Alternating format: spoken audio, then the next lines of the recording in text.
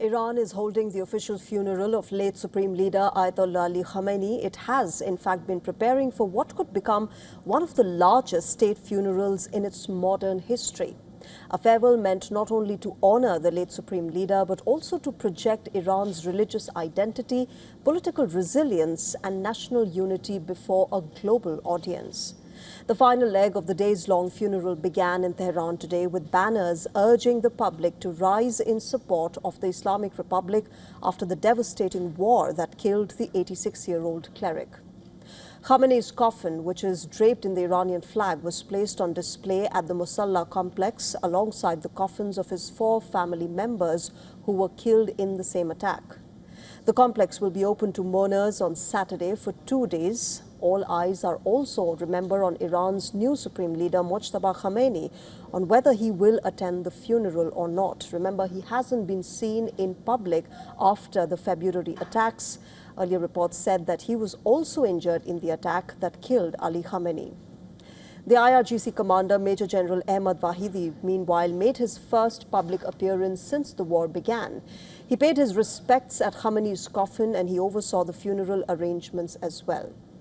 Now, Vahidi, remember, became a major player in formulating Iran's tough stance at the negotiating table with the United States. He had not been seen publicly since the 8th of February, much earlier than the war began. General Vahidi is believed to be part of a small group that is in direct contact with Mojtaba Khamenei.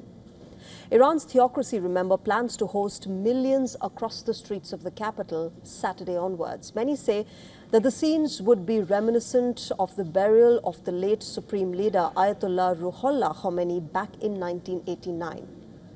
Now, even as a wave of emotion grips Iranians while bidding a last goodbye to their leader, the country remains on a high alert. Authorities tightened security in Tehran ahead of the 6-day funeral. The funeral, remember, comes amid reports of Israel planning to assassinate Foreign Minister Abbas Araghchi and the Parliament Speaker Mohammad Ghalibaf. Tehran has been placed under a complete security lockdown as we speak.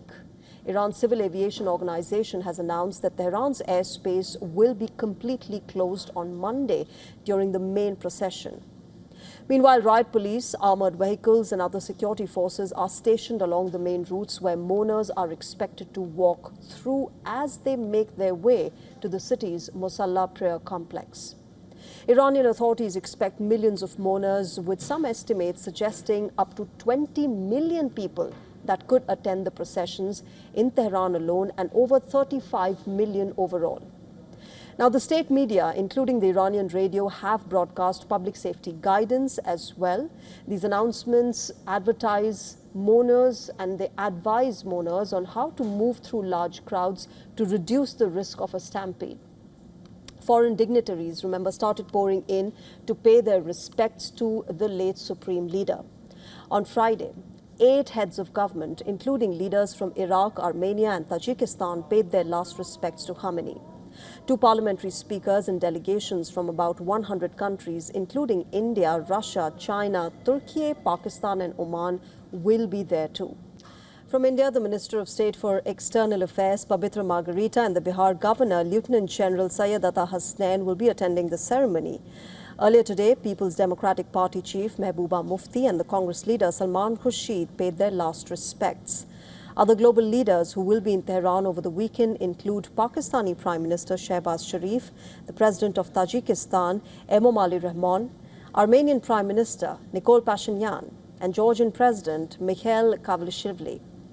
Turkish Vice President Sevdet Yilmaz, Russian Security Council Deputy Chairman Dmitry Medvedev, the Chinese lawmaker He Wei, and Bangladesh's Parliament Speaker Hafizuddin Ahmad would all be there as well.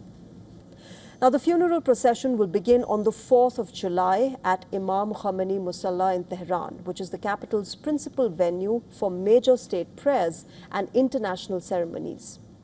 On the 6th of July, the main funeral procession will begin, passing through major sites in Tehran, such as Imam Hussein Square, which is a major hub hosting massive religious processions and mourning ceremonies, as well as the Azadi Square, which is the iconic monument closely associated with the 1979 Islamic Revolution and Iran's modern political history.